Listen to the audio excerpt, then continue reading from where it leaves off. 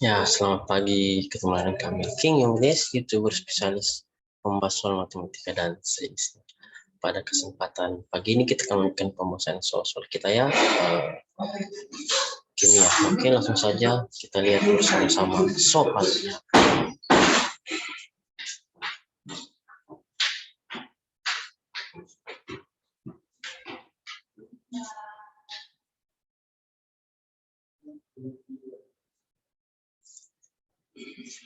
Ya, nomor 1, struktur atom, sistem periodik dan ikatan kimia. SMA Part 1, 10 nomor pembahasan soal. Sebutkan kelemahan teori atom Rutherford sehingga membawa Niels Bohr menyelidiki spektrum atom hidrogen. Lihat ya, ini dia materinya. Kelemahan teori atom Rutherford tidak dapat menjelaskan mengapa elektron tidak tertarik ke inti atom sesuai teori gelombang elektromagnetik Maxwell, serta tidak dapat menjelaskan spektrum atom hidrogen. Nah, itu jawabannya nomor 2.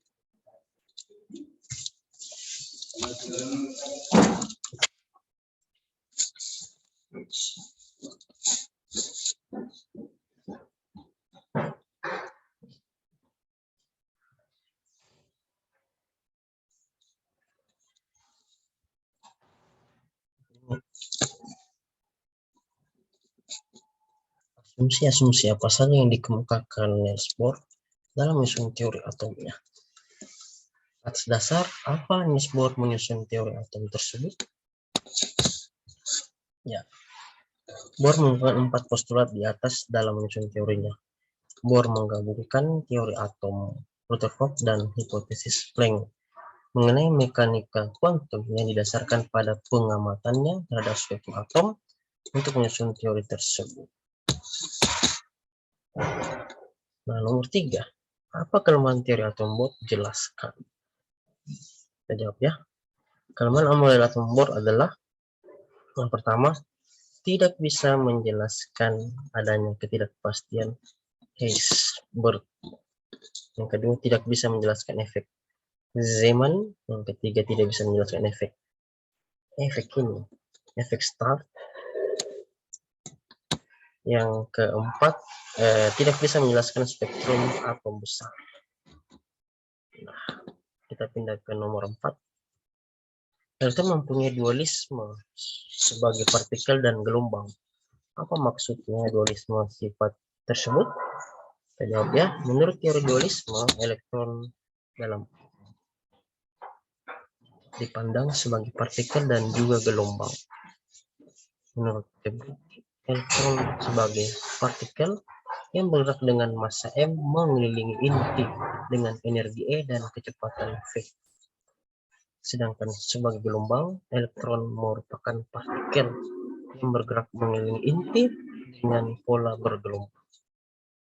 Gerak elektron berbanding lurus dengan frekuensi f gelombang. Bukti eksperimen pola difraksi dari elektron membenarkan adanya anggapan dualisme partikel gelombang, karena gejala difraksi hanya dapat dijelaskan dengan menganggap elektron sebagai gelombang. Akibat sifat dualisme ini, letak dan kecepatan elektron tidak dapat ditentukan secara serentak. Dengan demikian, ada ketidakpastian tentang letak dan kecepatan elektron tersebut yang dikenal dengan asas ketidakpastian Heisenberg. Sifat dualisme menunjukkan elektron bersifat sebagai partikel sekaligus sebagai gelombang. Dan ke nomor 5. Bukti apakah yang menunjukkan bahwa elektron mempunyai sifat gelombang? Ya. Bukti eksperimen pola difraksi elektron menunjukkan elektron mempunyai sifat gelombang. Jawabannya nomor 6. Sebutkan jenis bilangan kuantum dan mencirikan apakah bilangan-bilangan kuantum tersebut. Bilangan yang menggambarkan posisi atau alamat elektron berdasarkan model atom mekanika disebut bilangan kuantum. Jenis bilangan kuantum yang pertama, bilangan kuantum utama atau N, yaitu menentukan besarnya tingkat energi kulit.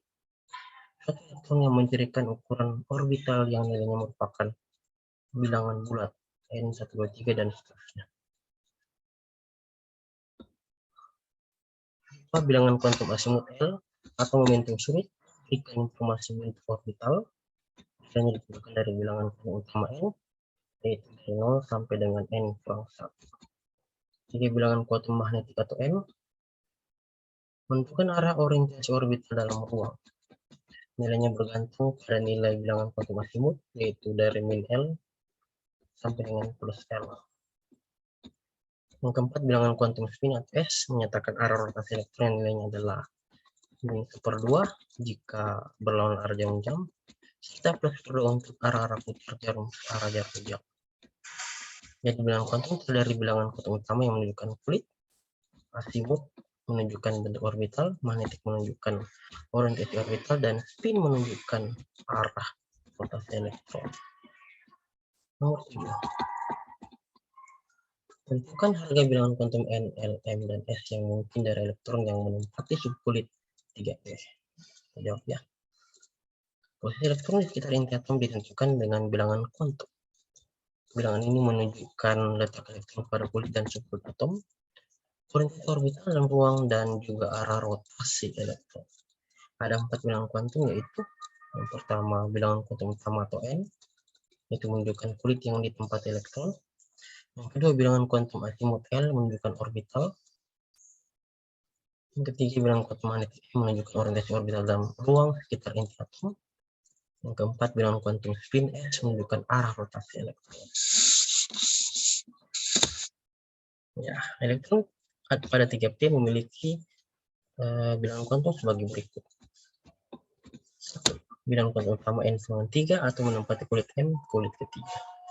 Kedua, bilangan kuantum asimut L dengan 1 karena orbital bernilai 1. Orbital S bernilai 0, P1, D2, dan F dengan 3 dan seterusnya. Ketiga, bilangan kuantum magnetik atau M mungkin nilainya adalah min 1, 0, dan plus 1. Lalu karena nilai M bergantung pada nilai L, yaitu dari min L sampai plus L. Ya. Jika bilangan kuantum magnetik M itu min 1, 0, 1 karena nilai M bergantung pada nilai L, itu dari min L sampai dengan L. Yang keempat, bilangan kuantum spin itu berkisar plus 1 dan min 1/2.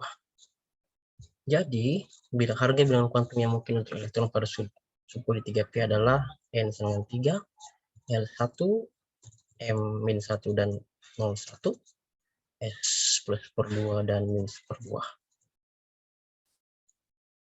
Nomor 8. Berapa jumlah elektron maksimum yang dapat menempati subkulit yang dengan harga N dengan 3 dan L dengan 2? Kita jawab. Posisi elektron di sekitar inti atom ditentukan dengan bilangan kuantum. Bilangan ini menunjukkan letak elektron pada kulit dan subkulit atom, orientasi orbital dalam ruang, dan juga arah rotasi elektron. Ada 4 bilangan kuantum, yaitu bilangan kuantum utama N, bilangan kuantum asimut L menunjukkan orbital, bilangan kuantum magnetik M menunjukkan orientasi orbital dalam ruang sekitar inti atom, bilangan kuantum spin S menunjukkan arah orbital elektron. Elektron yang menempati subkulit dengan harga N3L2 menempati kulit 3 itu kulit M, orbital D karena orbital D bernilai 2, orbital S bernilai 0, P1, D2, dan F3, dan seterusnya. Yang ketiga, nilai bilangan kuantum magnetiknya adalah min 2, min 1, 0, 1, dan 2 karena nilai M. Karena yang bergantung pada nilai L, yaitu dari min L sampai dengan L, dapat digambarkan sebagai berikutnya ini. Min 2, min 1, 0, 1, 2. Karena masing-masing orbital di atas dapat diisi maksimal 2 elektron, yaitu 1 elektron dengan arah spin plus 2, ya ke atas ya. Dan nilai min 10 itu arah panah ke bawah. Maka jumlah elektron maksimum yang dapat menempati subkulit tersebut adalah 10. Ya. 2, 2, 2, 2. 2 kali 5, 10. Mantap. Elektron maksimumnya adalah 10 ya. Kita lanjut soal nomor 9. Begitu elektron A mempunyai bilangan kuantum N3, L1, dan M1, dan elektron B mempunyai bilangan kuantum N2, L1, dan M-1. Apakah elektron menempati orbital yang sama? Jelaskan. Bagian B. Elektron manakah yang mempunyai tingkat energi lebih tinggi? Kita jawabnya, bilangan kuantum masing-masing menunjukkan hal berikut. Bilangan kuantum utama N itu menunjukkan kuliah di tempat elektron. Kedua bilangan kuantum azimut L menunjukkan orbital. Dan tiga bilangan kuantum anti menunjukkan orientasi orbital dalam ruang sekitar inti atom. Sehingga bagian elektron A memiliki tingkat N-3, sedangkan elektron N memiliki N-2. Sudah jelas tidak menempati orbital yang sama karena kulit yang ditempati saja sudah berbeda. Kedua, rumus energi elektron yaitu N-1. Elektron A dengan N3 berarti energi elektronnya adalah A sama 3 tambah 1 ya. Ini 3 tambah 1 jadi 4.